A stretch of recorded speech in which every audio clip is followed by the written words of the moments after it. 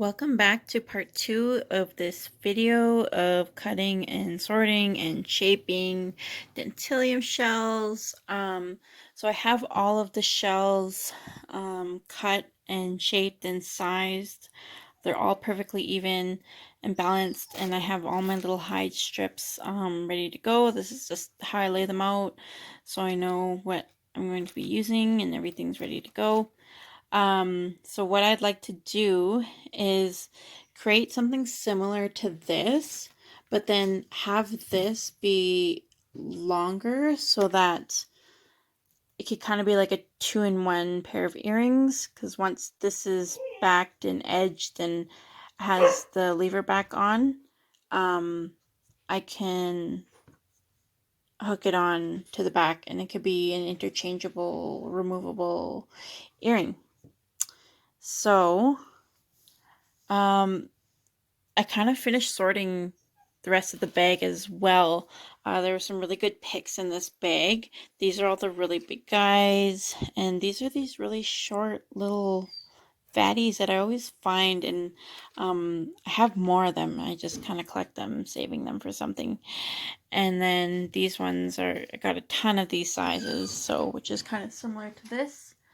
And because I'm moving too, like I kind of just wanted to do this, and then I'll just store them in bags. Or another way of storing them for later use is I put them on this masking tape and I could just use them for later. So I have my needle all ready to go. It's pretty thick. It's about a size 12, and I'm not using thread. I'm not using regular thread or beading thread. I'm actually using sinew, and the sinew has been separated so that it could fit my needle. So this is what the regular thickness of the sinew would be, and then I just take as much as I need. So usually about an arm's length, and then I just split it up. So like that's how much I would use, and I would thread it. And then I'm not gonna double thread this. It's actually just gonna be singular. So I tied a knot at the end of one strand. So I usually tie it about 5 times so that it, it won't pull, the knot won't pull out, and it's gonna stay. So I'm gonna start at, sometimes I start at the top, sometimes I start at the bottom. I think I'm gonna start at the bottom this time, just because I'm gonna be putting stuff at the bottom, which would be able to hide it. So I'm just gonna go through the middle, my little hide piece. And sometimes if it's a little tough, you have to use the pliers to pull it through. And then I'm just gonna take the middle one, and I'm just gonna work my way all the way up. And I'm trying to be kind of fast because it's late. It's about 1:30 in the morning, and it's a school night, and I have to get up early to get my kids to school. But I really wanted to finish this video so I can put my stuff away tomorrow.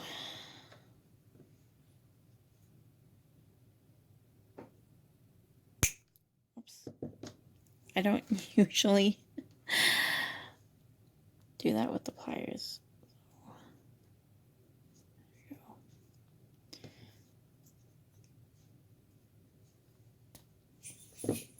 Yeah, you want to be careful not to clip your needle with your pliers.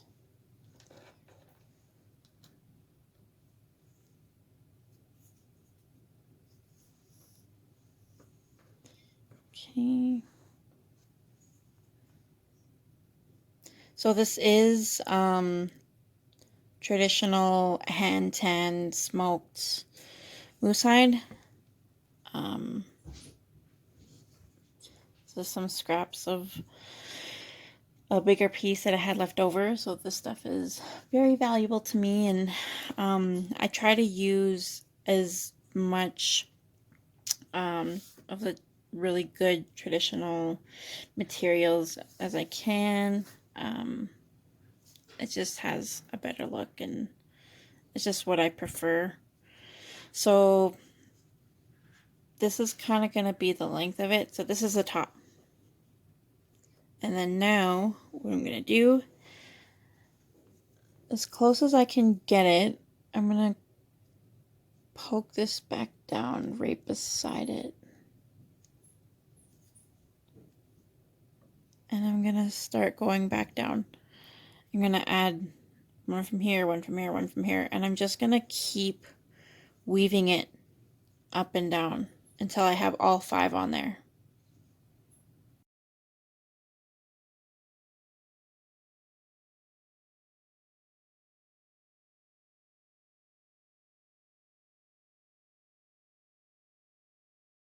So I just finished stringing up all the shells and I'm on my last one. So I came up through the bottom and I want to be on the outside, and then that way so I can start putting on my beads, and I could just create that arch, that long arch, and just come through this guy and then go all the way through the bottom, and then I'm gonna finish there. And then I add the bottom pieces last, and I'm probably gonna go with this gold cone to kind of match this, and I'll do the red bead and the crystal bead. So all the beads are on there now, and I just threaded it all the way to the bottom, and then I'm just gonna knot it about 3 times. Because I don't have enough sinew for the bottom, I'm just gonna knot it and then start a new thread for the bottom pieces. And I'm still kind of, I don't know, undetermined how I'm gonna do the bottom. If I'm gonna add horsehair, or if I'm just gonna add the cone, or I can even add more beads or shells, or even like I have these gold little coins that I can use too. So yeah, and then after I'm done knotting it, what I'm actually doing is I'm just kind of weaving it through the hide to kind of hide the knot. So that way I can just cut it really close, or just leave enough to burn it with a lighter. So these extra pieces, don't worry about that, because now that it's all strung up, I can actually go in with my scissors now and I can start trimming it nice and close.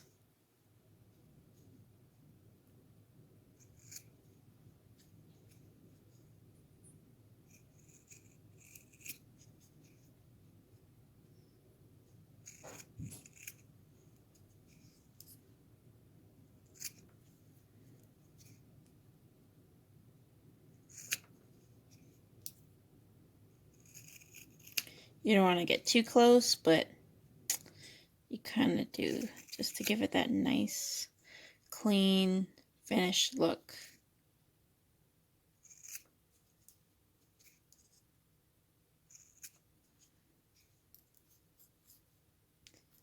This is probably one of the most satisfying parts. For me anyways. Okay, and then the bottom, you don't want to cut too close. Kind of leave a little bit extra still, because you want to leave a little bit of room so you can add your bottom pieces, so you're not kind of cut too thin. So that's that portion of just stringing it up. Me adding the bottom part and kind of assembling it all together, the finished look. I think I'll do a part 3 video to kind of wrap up this project. So stay tuned for that. And don't forget to subscribe to my channel, like this video, drop a comment if you have any questions.